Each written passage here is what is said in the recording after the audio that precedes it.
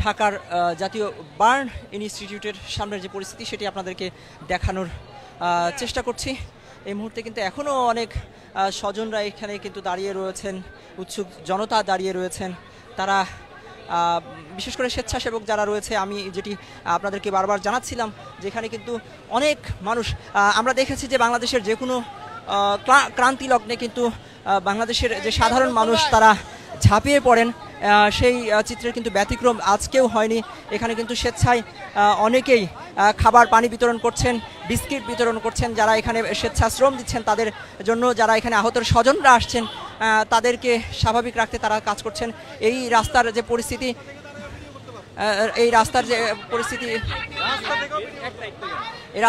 পরিস্থিতি সেটি স্বাভাবিক রাখার জন্য তারা চেষ্টা করছেন। গাড়ি চলাচলের যে সুযোগ সেটি তৈরি করে দেওয়ার চেষ্টা করছেন। বিশেষ করে জরুরি পরিবহনগুলোকে তারা অগ্রাধিকার দিচ্ছেন, অন্যান্য গাড়ি আপাতত এই রাস্তা দিয়ে চলাচল করতে তারা দিচ্ছেন না। এখনও উৎসুক জনতা এবং রক্তদাতারা কিন্তু এখানে ভিড় করছেন। হাসপাতাল কর্তৃপক্ষ জানিয়েছে এবং প্রধান উপদেষ্টার বিশেষ সহকারী এসেছিলেন। এছাড়া সমাজ কল্যাণ মন্ত্রণালয়ের যিনি উপদেষ্টা শারমিন মুর্শিদ তিনিও কিন্তু এসেছিলেন, তিনিও প্রেস ব্রিফিংয়ে কিন্তু উপস্থিত ছিলেন। তিনিও যেটি বলেছেন যে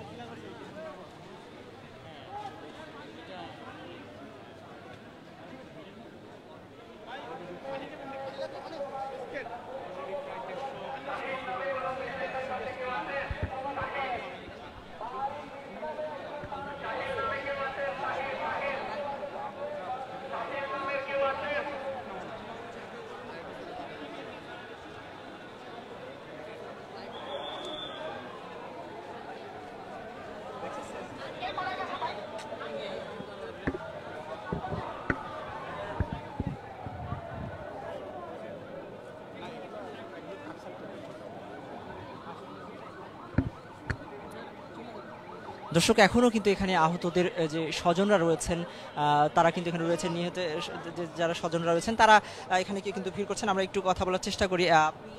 হ্যাঁ, কি পরিস্থিতি দেখছেন? আসলে আজকে সবচেয়ে ভয়াবহ একটা বিপর্যয় তো ঘরে থাকা যায় না।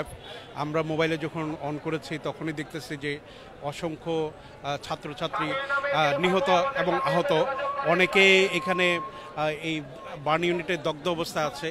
এটা দেখে চলে এসে এখানে হচ্ছে যে জিনিসটা হচ্ছে ব্লাডের যদি প্রয়োজন হয় আমরা এনলিস্ট করে দিচ্ছি, অলরেডি এখানে ফিল আপ, ব্লাড এখানে লাগবে না। হ্যাঁ, তারপরেও আসছে এখানে।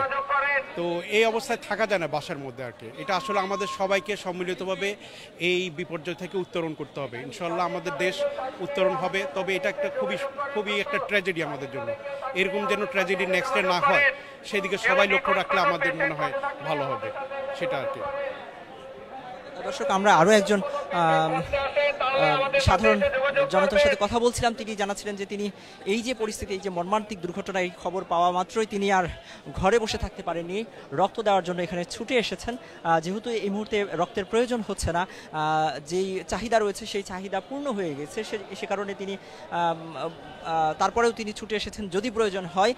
যেহেতু প্রয়োজন হচ্ছে না সেক্ষেত্রে এখন তিনি চলে যাবেন। তবে তিনি জানাচ্ছিলেন যে জরুরি প্রয়োজনে যখনই তাকে ডাকা হবে তিনি তখনই এসে রক্ত দিতে প্রস্তুত রয়েছেন এবং তিনি বলছেন যে এই ধরনের ঘটনা যেন আর না ঘটে, এই ধরনের ঘটনা যেন ভবিষ্যতে আর না ঘটে, সেজন্য কিন্তু তারা কথা বলছেন। আমরা একজন স্বেচ্ছাসেবীর সাথে একটু কথা বলার চেষ্টা করি। আপনারা তো দুপুর থেকে এখানে আছেন। জি, আসসালামু আলাইকুম ওয়া রাহমাতুল্লাহি ওয়া বারাকাতুহু। আমরা এখানে পরিস্থিতি শুরু থেকেই বেসামাল। অনেক ভলেন্টিয়ার আসছে, বেশ কিছু যেমন আমরা আছি আপনগড় থেকে আসুন্না আসছে, HR ফাউন্ডেশন আসছে, সবাই নিজের জায়গা থেকে কাজ করছে। প্রচুর রক্তের প্রয়োজন, যেমন নেগেটিভ রক্তটা বেশি প্রয়োজন। তো এখানে পজিটিভের তুলনায় নেগেটিভের ঘাটতি খুবই বেশি এবং একের পর এক অ্যাম্বুলেন্স আসছে, আপনারা দেখতে পাচ্ছেন পিছনে অ্যাম্বুলেন্স আসছে।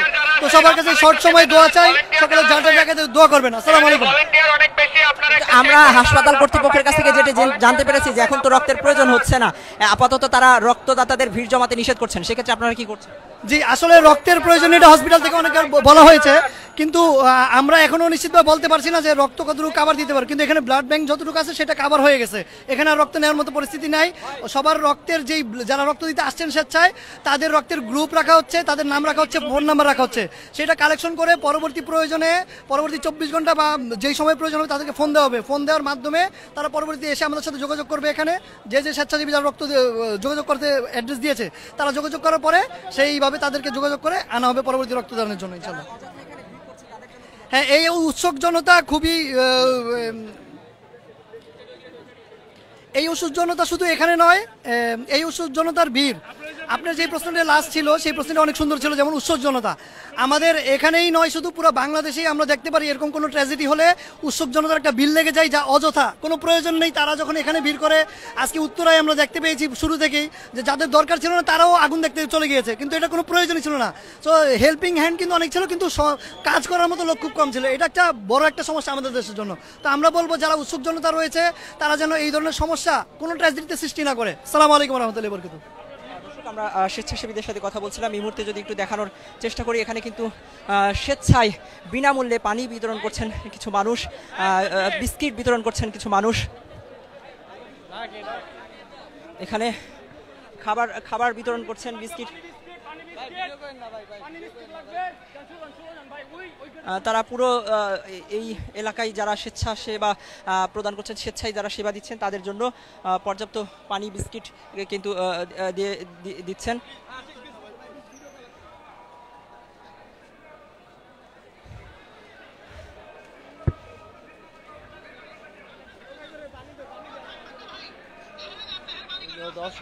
দর্শক, আমরা ইতিপূর্বেই কিন্তু দেখেছি, আমরা সবসময় দেখে আসি যেটি বাংলাদেশের যে কোনো ক্রান্তি লগ্নে যে কোনো অপ্রীতিকর এই ধরনের মর্মান্তিক ঘটনার কিন্তু সাধারণ মানুষ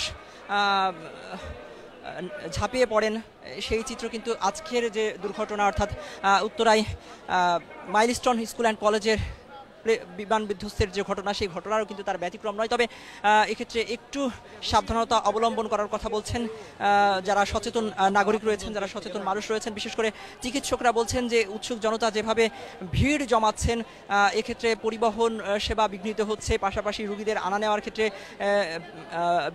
যে যাতায়াত ব্যবস্থা সেটি বাধাগ্রস্ত হচ্ছে, চিকিৎসা প্রদানে কিছুটা বাধাগ্রস্ত হচ্ছে। এই জন্য তারা উৎসুক জনতার যারা রয়েছেন, অযথা যারা এই হাসপাতালের আশেপাশে ভিড় জমাচ্ছেন বা উদ্ধার কাজ যেসব এলাকায় চলমান থাকে সেসব এলাকায় ভিড় পরিস্থিতি এড়াতে তাদেরকে ভিড় জমাতে কিন্তু তারা ভিড় না জমাতে কিন্তু তারা অনুরোধ জানিয়েছেন। তারা বলেছেন যে এই ধরনের এলাকায় এবং জরুরি মুহূর্তে যেন তারা ভিড় না জমান, প্রয়োজন ছাড়া, তাহলে চিকিৎসা সেবা দ্রুত পাওয়ার ক্ষেত্রে রোগীদের দ্রুত চিকিৎসা দেওয়া সম্ভব হবে, এটি কিন্তু তারা জানাচ্ছিলেন। দর্শক, জাতীয় বার্ন ইনস্টিটিউট থেকে এই ছিল সর্বশেষ পরিস্থিতি। আর আপনাদের সাথে এতক্ষণ যুক্ত ছিলাম আমি মিনহাজুল ইসলাম। যুগান্তর নিউজের সাথে থাকার জন্য সবাইকে ধন্যবাদ। আবারও পরবর্তীতে যে কোনো আপডেট আসা মাত্রই আপনাদের জানানোর চেষ্টা করব। এই মাইলস্টোন কলেজের বিমান দুর্ঘটনার আহতদের বা নিহতদের সম্পর্কে যে কোনো আপডেট তথ্য আপনাদেরকে জানানোর চেষ্টা করব।